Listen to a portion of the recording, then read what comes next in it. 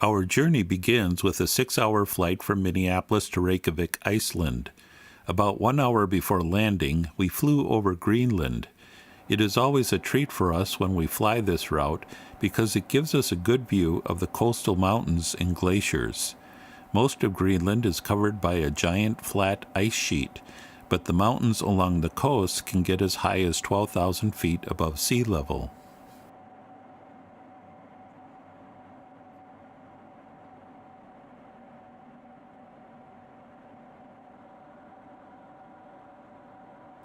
After landing in Reykjavik, we had about 1 hour to catch our connecting flight to Munich, Germany. That flight was about 3.5 hours. Shortly before landing, we got a good view of the German countryside that surrounds Munich.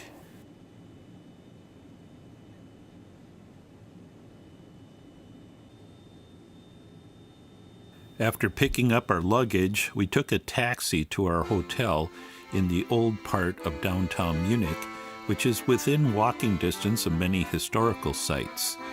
This is another gorgeous hotel with huge rooms and a walk-in closet. We spent 2 days in Munich to rest up from jet lag and to see the sights before heading out to the RV rental place to meet up with Lothar and Monika.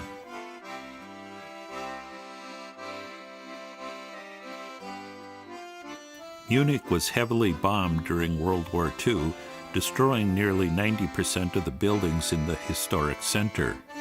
After the war, German cities had the choice of rebuilding in the old historic architectural style or rebuilding with modern skyscrapers.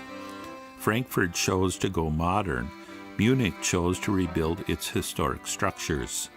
Today's look is similar to what you would have seen hundreds of years ago, which is one reason why tourism here is so strong. Munich is the capital of the German state of Bavaria, with a population of 6 million in the entire metropolitan area. Munich, or München as it is called in German, is derived from an old German term that means by the monks. The monks of the Benedictine order ran a monastery here in the 12th century, and the city later became the seat of the Bavarian dukes. Munich was a Catholic cultural stronghold during the Reformation and the 30 Years' War in the 1500s.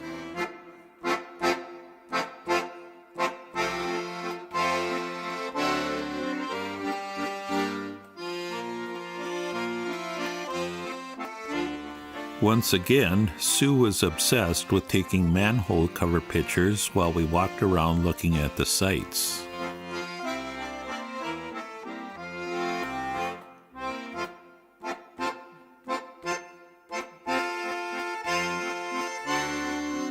Our hotel is only a few blocks from the Marienplatz, which means in English Mary Square or St. Mary Our Lady Square. It has been the city's main square since the year 1158. On the northern part of the square is the new town hall, which is where the city council and the mayor's offices are located. The new town hall is a famous tourist attraction with its glockenspiel, which chimes every day at 11 a.m. and 12 noon, as well as 5 p.m. during summer months. The glockenspiel tells the story of the marriage of Duke Wilhelm V to Renata of Lorraine. In honor of the happy couple, there is a joust between the Bavarian knights against the knights from Lorraine, with the Bavarian knights winning every time, of course. We got there just in time to see the show.